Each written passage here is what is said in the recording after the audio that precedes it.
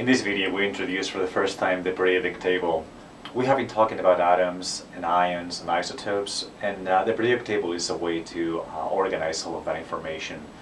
It turns out that all of the elements that we know are arranged in the periodic table. The periodic table has room for 118 elements that are different. They have all a different atomic number. And while we know we have evidence for most of them, we're still working to try to determine the existence of some elements that are right here in the bottom right corner of the periodic table.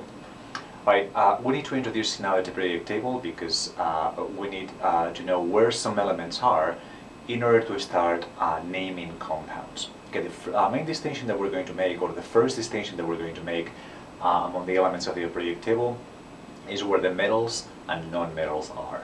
Okay, so the metals are going to be in this region of the periodic table, and the non-metals are going to be up here.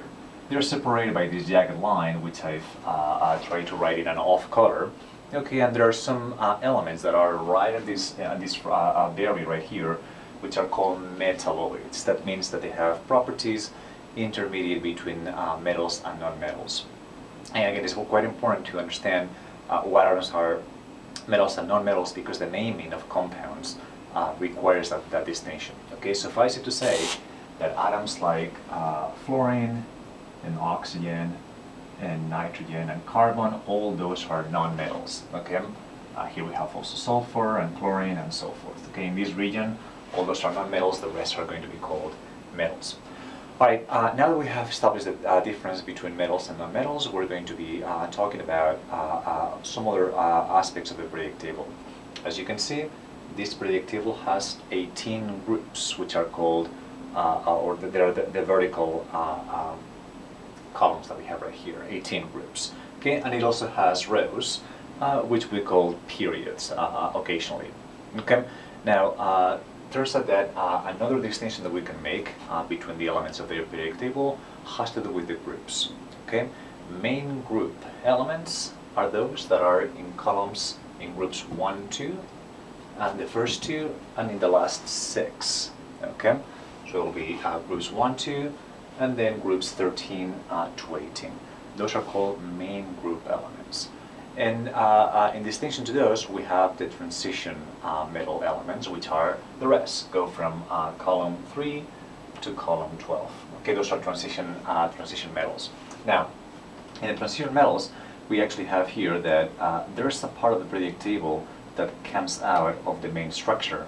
Okay, so right here we have what we call the lanthanides, and right here we have a row that we call the actinides. Okay, these are called inner transition metals. Okay, so again, that is a new distinction. We have main group elements, we have transition metals, and then within the transition metals, we have the inner transition metals. Now, some of the groups, some of the columns actually receive specific names that is worth talking about. Okay, so the first group, except for hydrogen, we call those the alkali metals. Okay, alkali metals.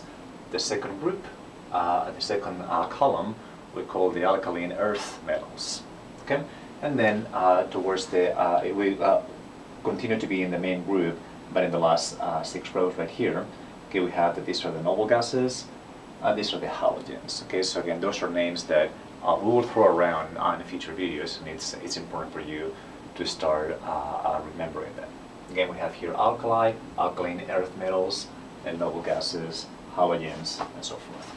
Okay, so again, this is the first view of the periodic table and where metals and non-metals are. And what we're going to do next is use this knowledge to try to start naming compounds, which is something that will be very useful.